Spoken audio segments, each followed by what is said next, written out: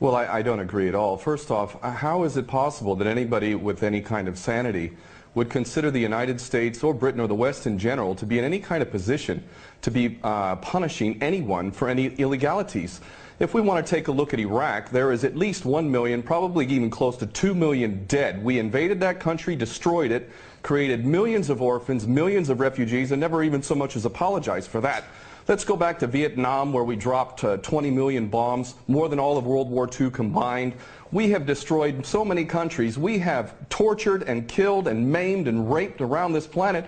Who in the hell in their right mind would consider the United States or the West in general to be in any position to punish anybody? Never mind the obvious facts that this is a false flag attack and a long list of false flag attacks, which let's get into that, please. Well, we don't operate under international law. What we have is the color of law, the law of the jungle, in which the rich and the powerful basically determine what goes and what doesn't go. Iraq is a perfect example of that. Why isn't Tony Blair and George Bush rotting away in a prison cell for the rest of their lives? Because the law is not being applied. These are war criminals, and they should be in prison for the rest of their lives, if not executed, if their own rules were adhered to for their own crimes.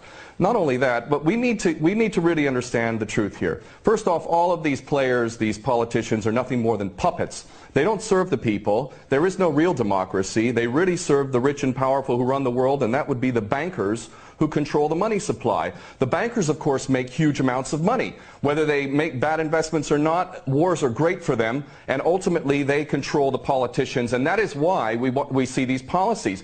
Obama and Cameron are nothing more than puppets who read the script, and the script is we need another war. And the reason why we need another war, according to these psychopaths who are running the world, is because more and more people, despite the clueless masses who continue to be entranced by things so ridiculous as X Factor and American Idol, there is larger numbers of people around the world who are realizing the truth and beginning to recapture the capacity to think for themselves. And they can see that these people who are being put in positions of public trust are defying that trust and representing an agenda which they could never speak about openly, because they're nothing more than prostitutes and nothing more than minions for the powers that be.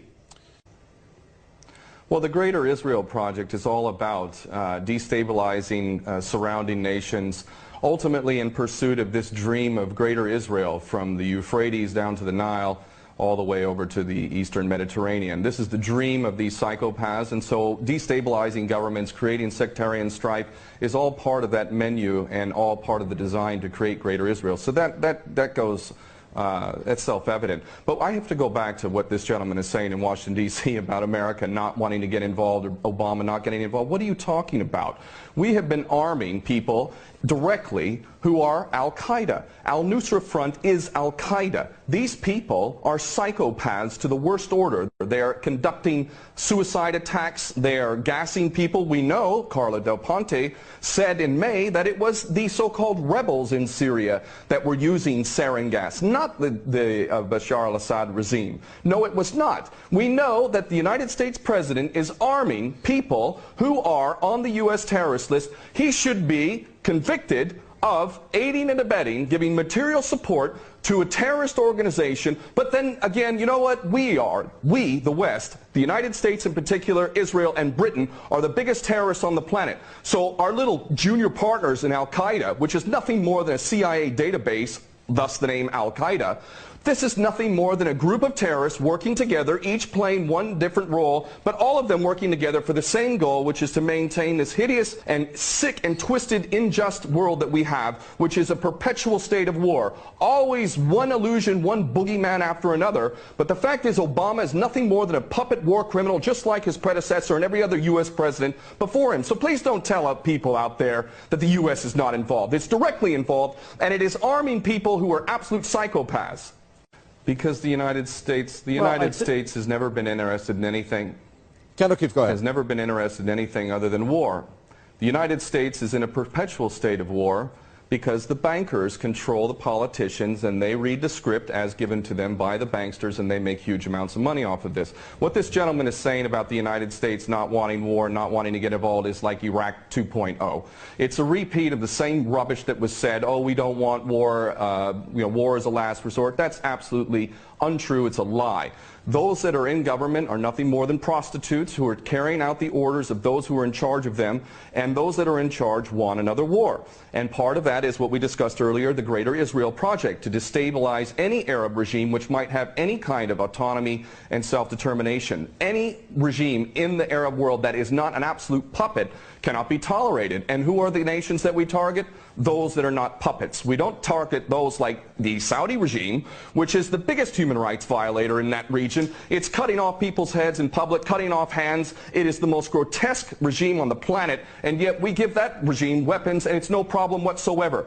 The duplicity and hypocrisy of the United States and the West can't even be measured. It is so enormous. And these mouthpieces, such as this gentleman in Washington, is only doing a disservice to himself and his country. And the fact is that American sons and daughters will get involved in this yet again, and these chicken hawks who are pretending to care about the Syrian people are going to be sacrificing not their own sons and daughters. I would like this man to send his sons and daughters and his grandchildren off to Syria when this turns into a greater conflict, because this is what we're flirting with, is a world war, a third world war. This is not a joke. We are flirting with a third world war on the basis that apparently we care so much about the Syrian people, just like we care so much about the Iraqi people and the Afghani people. The only people that buy this sort of stuff are either bought-off prostitutes or the dumbest of the dumb. And we're also led to believe that Assad is the dumbest idiot dictator on the planet now, isn't he? Because he invited UN inspectors to come in, and he brought them in. On the very day that they come in, he decides to attack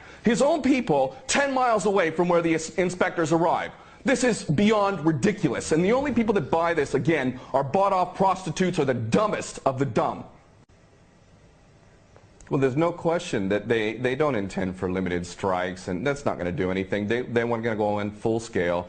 That's the plan. Of course, they'll use pretext to be able to justify the initial attack, and then they'll concoct more things to justify a greater involvement. The Daily Mail reported here in the UK, and it's commonly understood to those who are paying attention, that defense contractors, leaked emails from defense contractors proved that there was already an approved plan from Obama down to give these psychopath terrorists, Al-Nusra Front, chemical weapons. We know that Al-Nusra Front, 12 individuals in Turkey were caught with 2 kilos of sarin gas. Where did they get that from? And this is, clearly a false flag. We understand this to be true, and it's the only way that they could justify an attack at all. And I have to say, I'm happy that the gentleman in Washington mentioned Dempsey, General Dempsey of the Joint Chiefs, because I'll tell you what, more than anything else, it is the true American patriots, those who are sick and tired of having given up their life to basically serve the American dream, the American nation, the Constitution that they swore to uphold. It's those military men and women. It's you now. It's coming to you now. Are you a patriot or are you not? Are you going to let your nation descend even further into the chaos and corruption that has been so sick and so twisted that it's destroying American lives as well as the rest of the world, to the tune of 22 American servicemen a day who are committing suicide? Are you going to sacrifice more of your American sons and daughters for Israeli wars, for Zionist wars? Are you going to continue to do that because you are not a patriot? You are in fact aiding and abetting the terrorists you supposedly think you're fighting against. And those Americans who are waking up to this, I hope to God, in the military in particular, that you refuse your orders. And this is why the people of America who are refusing to buy this nonsense, the overwhelming majority do not support any kind of attack on Syria. And in those in the military, I know that the powers that be are very, very frightened that high-ups within the military will refuse the orders. And I hope this is exactly what happens if an attack on Syria occurs. Very well. We're going to leave it there. Thank you very much, former U.S. Marine and war veteran there, Ken O'Keefe, talking to us from London. And thank you very much from the senior fellow at Center for American Progress, Lauren Korb, who spoke to us from Washington.